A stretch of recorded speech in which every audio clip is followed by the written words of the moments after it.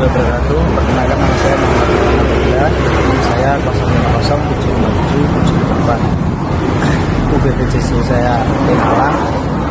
Jadi siang hari ini saya sudah berada di Blitar, di Kecamatan Blitar.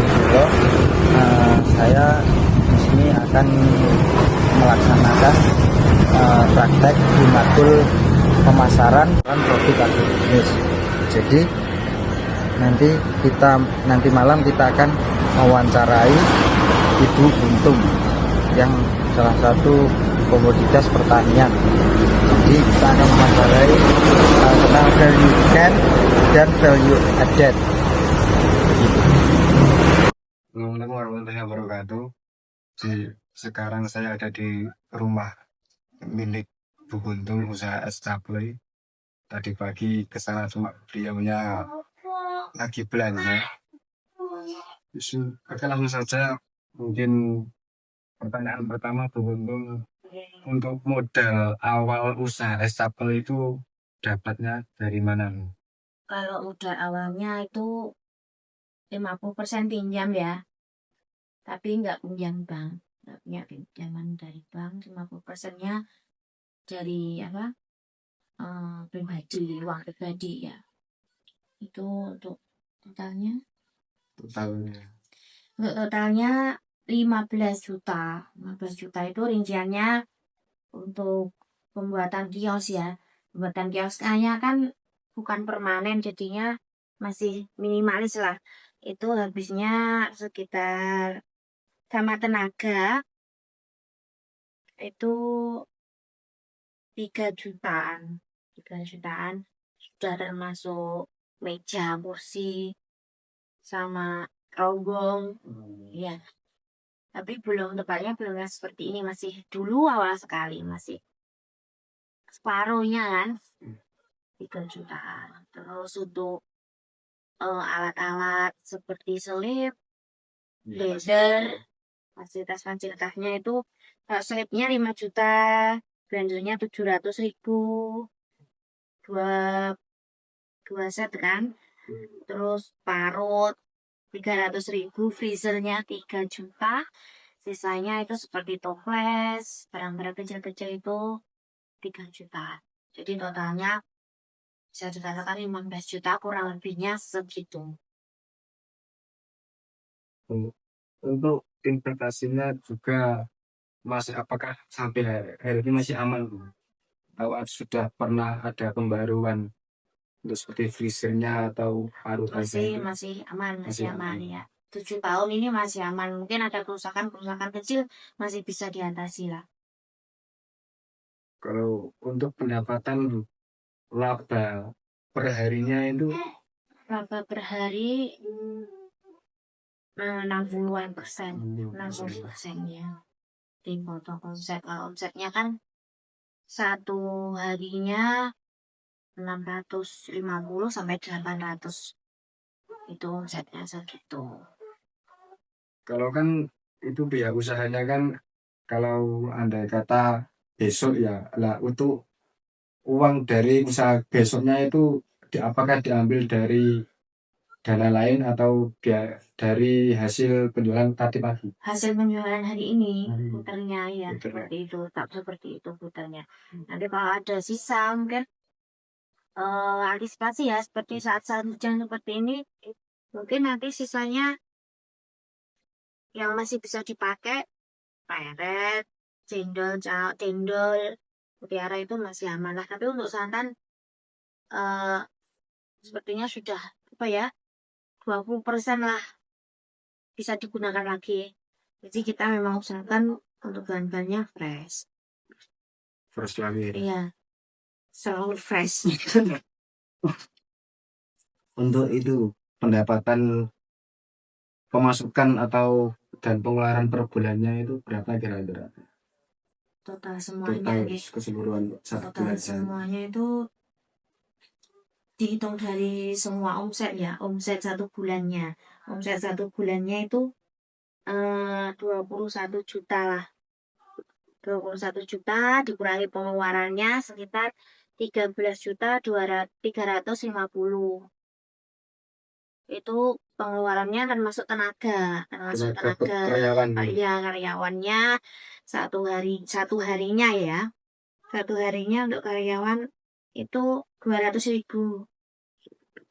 200.000. Nanti untuk belum bahan-bahannya seperti gula itu 1 bulannya habisnya kan itu 3 juta, 3 juta. Untuk kelapanya 2.520.000-an sekitaran itu ya. Itu 1 bulan. Iya, 1 bulan. Belum nanti plastik sama karet-karetnya, mungkin sama apa ya, cup itu ya 250.000 lah per bulan. Belum esnya nanti sekitar 85-100, tergantung nanti kita kebutuhannya seberapa. Dan yang saya sebutkan tadi, omset 650-800 itu omset penjualan yang warung nih. Belum nanti kalau ada pesanan itu saya belum kalkulasi di situ. Seperti itu. Terus menurut Ibu sendiri dari keseluruhan itu kira-kira layak nggak usaha itu debat untuk jangka panjang ke depan? Layak. Apalagi sekarang kan kalau jualan makanan itu apalagi basah nih. Sebenarnya kalau jalan itu ya seperti yang saya sebutkan tadi, untuk hasilnya 50% lebih bisa. Jadi untuk jangka panjang bisa diharapkan lah. Bahkan nanti kalau memang anak-anak saya mau, mereka harus bisa meneruskan apa yang sudah saya mulai di waktu ini. Kalau mereka mau ya. Kan ini kembali kepada apa ya, menu yang saya sajikan itu kan menu tradisional, di mana sekarang itu orang-orang banyak sekali mencari makanan-makanan jadul. Tapi tentunya dengan variasi-variasi yang baru seperti itu. Dan juga aman di kantong, aman di kesehatan, itu yang pasti. Apalagi usaha saya ini kan jangkauannya dari menengah ke bawah sampai ke atas, jadi semua terjangkau lah, sama lapisan masyarakat terjangkau, insya Allah seperti itu. Untuk kendala terakhir di bulan-bulan kemarin apa Bu yang mungkin dampak serius ya. lah? Dampak seriusnya itu kalau 1 tahun terakhir nih ya, kenaikan harga itu sangat melonjak. Apalagi itu kelapa yang yang dulu yang super itu besar, kita bisa dapat 8.000-an, 8.000 sampai 10.000 lah. Kalau sekarang enggak, bisa dari 14 sampai 17.000. Kan kenaikannya sangat drastis, hampir 100%.